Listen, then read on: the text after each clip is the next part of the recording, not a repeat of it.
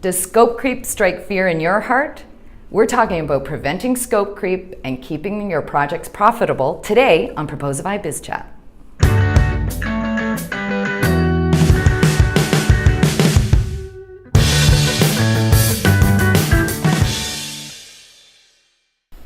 So if you're in the agency business for any length of time, you've definitely managed or dealt with the monster that is scope creep. It's insidious. It'll sneak up on you, and before you know it, you've lost money, your client's upset, your team morale has dropped, and things are out of control. It turns out that 43% of projects are challenged by scope creep. And scope creep is responsible for making projects 4 times more expensive than they were originally quoted at. So if you're running an agency or any service business where you're scoping projects, you need to get a handle on scope creep. Plan for it so you can prevent it, and have a plan for how to deal with it when it comes up. And if you're not familiar with scope creep, lucky you, that's when features, deliverables, or expectations are slowly added to a project without the budget or timeline being adjusted. If budget and timeline are adjusted, that's not scope creep. That's just a project growing naturally as it should, and that's cool. It's when all those other things happen and the budget or the timeline is not adjusted.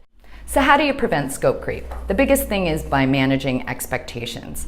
So we recommend you start with a discovery session. So after you've done the proposal and it's signed off, you're about to kick off the project. Before you do anything, this discovery process is like a fact-finding mission. So sit down with the client and your key team members and go through all the details of the project, the deliverables, what the timeline expectations are, who's going to be responsible for what, get it all there to make sure everybody's clear on who's doing what and when. And it'll give you a chance to make sure that there aren't any assumptions being made either by the client or by your team that weren't covered in the proposal process. So this is a really good way to get everything down in one place. You sign off on it, the client signs off on it, and this will cover your butt in the future if there's any question later about what was actually going to be covered in the project. Another way to prevent scope creep is to break your projects down into smaller sprints. So it's easier to scope small projects. Big projects are hard to scope because there's so many details and there's unknown factors that could come up.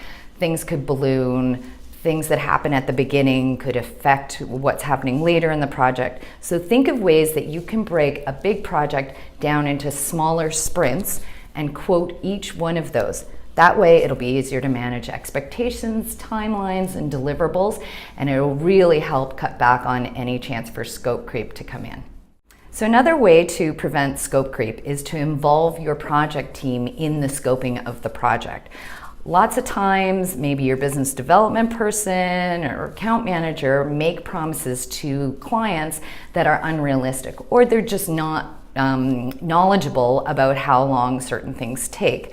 So I always made it a practice to talk to our developers, designers, the copywriters, the strategists, to go over the deliverables and find out how long they think it'll take. Because you can make assumptions. I made assumptions. I think something could be done in a couple of days and it's actually going to take 3 weeks, or vice versa. I thought something would be complicated and it really only took a short amount of time. So get the people involved who are actually responsible for delivering the work in scoping the project. This will make sure there are fewer surprises in what's going to happen.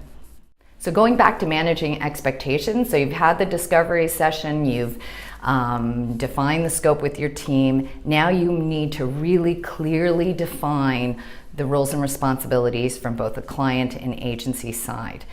Managing these expectations with the client so they know what's going to happen will cut down on the amount of calls and emails they're going to be making. Wonder, where are things? When are we going to get this? What am I going to get? How am I going to get it? So making that really clear at the beginning. So set up a project, do a statement of work, walk through each point with them in person. Don't just assume they're going to read it, because as we all know, people don't read things. So make sure you go through it with them in person and get them to sign off on it and make any changes right there. This will make sure, again, it's covering everybody's butt so everybody knows who's doing what when and who's responsible for what when. Okay, so life is uncertain, changes happen, things happen, the scope may need to change. That's okay if you have a plan in place to handle those changes. So there can be small changes that clients request that are no big deal, but you got to really be careful that those changes don't balloon and start taking your timeline or your budget off the rails. So you need to have a plan in place for how you're going to handle change requests when they come up, and you need to make that clear to the client at the beginning so they know how to process them. Do they call you? Do they call the designer directly? No. What happens and what are the implications for asking for a change request? Make sure that's totally clear for everybody. And again, they'll be less likely to make cavalier requests for the project change if they know what the implications are for the overall project. So have a change request plan in place, make it clear, and follow it. This one seems totally simple, but I've even been guilty of not doing it, is get it signed. Not the proposal, they've signed the proposal. I'm talking about this project plan, whether it's a statement of work or a project plan, get it signed. There have been times when I naively thought a client, oh, well, they understand it, it's fine. But that can come back to bite you later. If a client decides they need a way out, they're gonna skip it. If they haven't signed anything, they may just be like, well, I didn't sign anything, I didn't understand, or I missed that point. So if you haven't had them sign it to say, no, I went through all these points, I understand what's involved with the project, what the implications are to change it, you may not really have a leg to stand on when it comes to the scope of the project getting out of control. So get it signed, and maybe in blood. Okay, the other thing about scope creep is you need to be organized. That will prevent scope creep. I love Basecamp. So when I was managing projects at an agency, everything went into Basecamp. And that helped keep my team organized. All the milestones were there, all the to-dos, all the folders, all the files. I could invite the client. Everything was there, so nobody could say they couldn't find a file, they didn't know when something was due, they didn't have a way to communicate. It all happens there. Now, there are lots of other project management software that you can use. I have just used Basecamp for like 12 years and love it. So whatever you want to use, just make sure you have a really good project management software tool and use it, because no tool is good unless you use it, and everybody has to be on board with that. So get yourself signed up.